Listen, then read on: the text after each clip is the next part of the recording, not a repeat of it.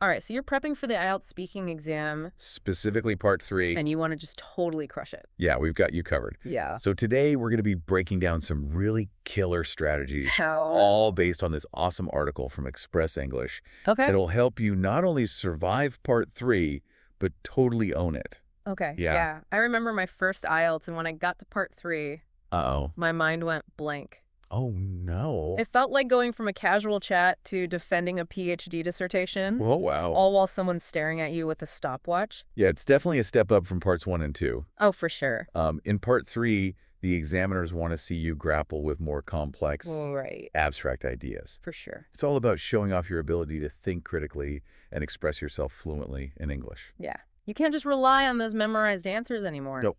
So how do we tackle this beast? Well, our article today lays out a 6-step model Okay. that's like a secret weapon for structuring your responses and maximizing your score. Ooh, I like it, a secret weapon. Yeah, let's unpack it. Okay, let's unpack this secret weapon. So the first step is all about those pause fillers. Pause fillers. You know, those little phrases that buy you precious thinking time Yeah. without that awkward silence? Right, because and are not going to win over any examiners. No, not at all. So what are some good examples of these pause fillers? Things like, that's a tough question. Let me consider that for a second. Okay. They show you're engaged and thinking deeply, Hmm. not just scrambling for words. It's like saying, hold on, brilliant thoughts are brewing here. Exactly. Okay, step 2 sounds a bit counterintuitive. Okay. Repeat the question. Yes. Why is that so effective? 2 reasons. Okay. First, like those pause fillers, it gives you a few more seconds to gather your thoughts. Okay. But more importantly, it proves to the examiner that you're actively listening Right. and processing what they've asked. Wow, I never thought about it that way. Yeah, Such a simple but brilliant tactic. it is. Okay, on to step 3, split the answer. Okay. What's the strategy here? This is where you signal right up front Okay. that you're going to deliver a multifaceted response. Okay. It shows you're not just going to offer a one-dimensional answer. Right. You're going to explore the issue from different angles. So it's like saying, get ready for a well-organized, multi-course meal of an answer. I like that analogy. What are some phrases we can use to do this? You could say, I think both perspectives are important, Okay. or, well, it depends on a few factors. Mm-hmm. It sets the stage for a structured and comprehensive response, which is exactly what the examiners are looking for. It's like giving them a roadmap for your answer. Exactly. And speaking of roadmaps, Oh. step 4 is all about those sequencers or discourse markers. Yes. These are those little words and phrases Okay. that act like signposts in your response, I see. guiding the listener through your argument. Okay. Think firstly, secondly, Hmm. on the other hand, finally. They make your points crystal clear and easy to follow. Coherence is key, right? Yeah. You want your ideas to flow logically so the examiner can easily grasp your point of view. Exactly. It's the difference between a rambling mess and a well-structured argument. Right. And remember, examiners are looking for depth. Okay. That's where step 5 comes in, extend and support. Okay, so we're not just throwing out opinions here. Right. We're backing them up with evidence explanations Yes. and real-life examples. Exactly. This is where we really show off our understanding, right? Absolutely. Instead of just saying, I think the government should invest in renewable energy, Okay. you could say, I believe the government should invest in renewable energy sources because it will reduce our reliance on fossil fuels, create new jobs in a growing sector, and ultimately contribute to a more sustainable future for our planet. See, it's way more impactful. Right. You've not only stated your opinion, Yes. you've provided compelling reasons to support it. Exactly. Okay, we've reached the final step. Summarize. We've wowed them with our brilliant insights. Now it's time to tie it all together.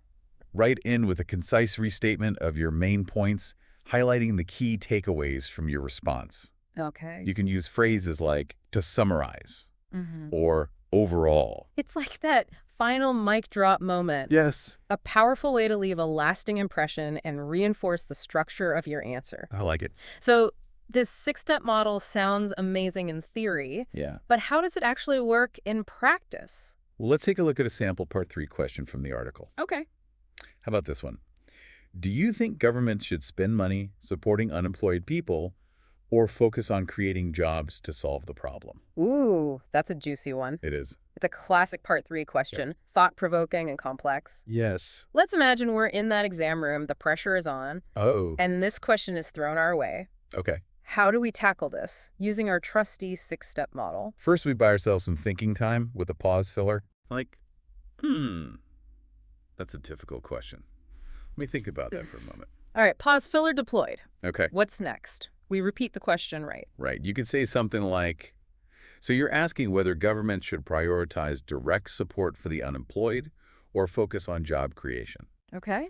This ensures you understand the question fully and gives you a few more seconds to organize your thoughts. Smart move. Right. Now, how do we split the answer on this one? I'd say something like, well, I think both approaches are important but serve different purposes. Ooh, I like that. Yeah. You're acknowledging the complexity of the issue and setting the stage for a balanced and nuanced response. Exactly. Now, let's fire up those sequencers. Okay. What would your first point be? Firstly, I'd say providing financial support for the unemployed is crucial to ensure their basic needs are met and prevent them from falling into poverty. Great point. And you've extended and supported it by explaining why it's important. Right. It's about meeting basic needs and preventing poverty. So what's your, on the other hand, point? On the other hand, focusing on job creation tackles the root of the problem by providing long-term solutions and boosting the economy as a whole. Wow, you're weaving a tapestry of brilliance here. Thank you. Okay, let's bring it home with a solid summary. Okay. What do you got? So, as I've said, both approaches have their merits. Direct support provides a safety net for those in need, while job creation offers a more sustainable long-term solution. Boom! You've just delivered a coherent, fluent, and well-supported response that's sure to impress any examiner. I hope so. This six-step model is like having a secret weapon in your back pocket. He is. And the best part is you can apply this same model to pretty much any Part 3 question they throw at you. Exactly. Like a universal framework for success. I agree. Okay, we've covered a lot of ground here. We have. But before we move on, I want to touch on something you mentioned earlier. Okay. The mindset going into Part 3. Yeah. Because even with all these fantastic strategies, if you're feeling anxious and overwhelmed, Right. it's going to impact your performance. You're absolutely right. The mental game is just as important as the strategies themselves. Yeah. You could have all the techniques in the world, Right. but if you walk into that exam room feeling like a deer in headlights, Oh, yeah. it's going to show. It's like stage fright.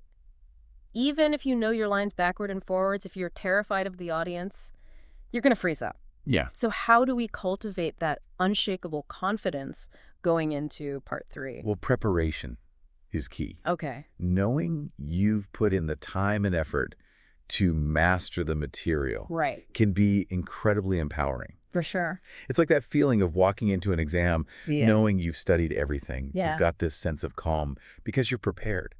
But it's more than just knowing the material, right? Yeah. It's about believing in yourself, trusting your ability to communicate effectively in English. Yes. And I think that comes from practice. Definitely. The more you practice speaking, the more comfortable and confident you become. Exactly. It's about getting out of your comfort zone and pushing yourself to speak in different situations, Mm-hmm. even if it feels a bit awkward at first. For sure. The more you do it, the less scary it becomes. For sure.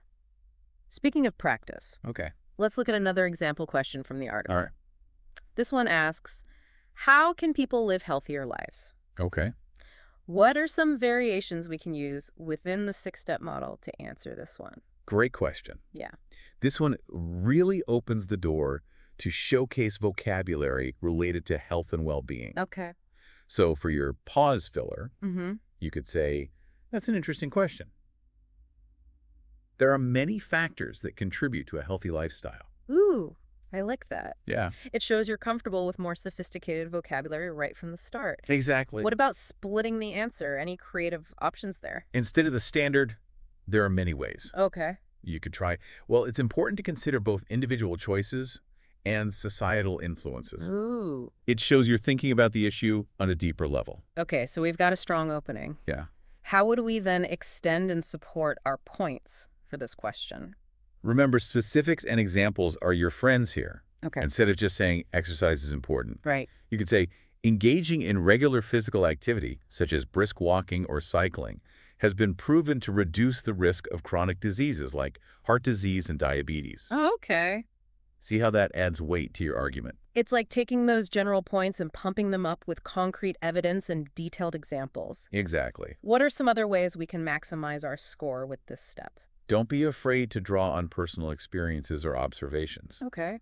You could say, for instance, I've noticed that When I make an effort to eat a balanced diet, I have more energy and focus throughout the day. Okay.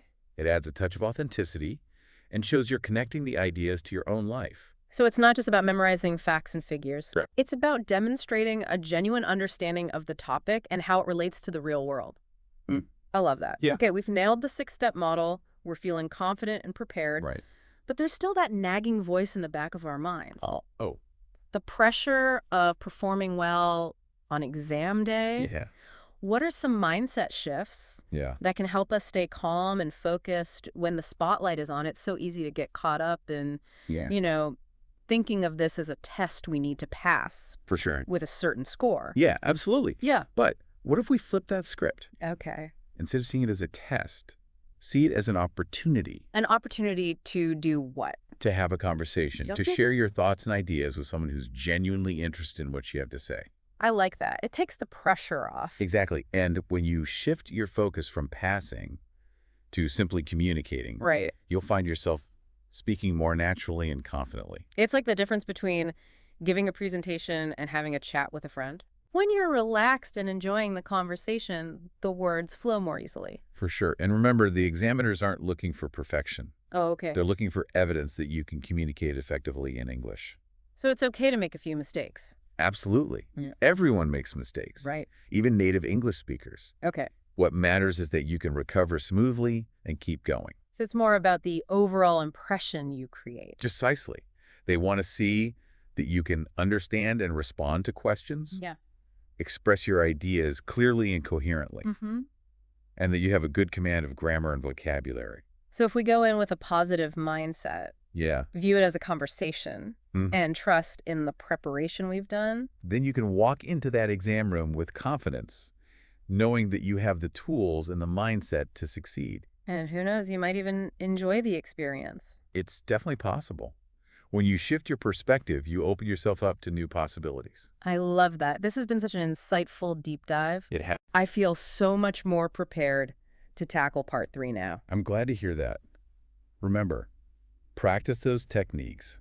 Cultivate a confident mindset and believe in yourself. Yes, and to our listener out there getting ready to conquer the IELTS, Yeah. we're cheering you on. We know you've got this. Ah. Until next time, happy learning.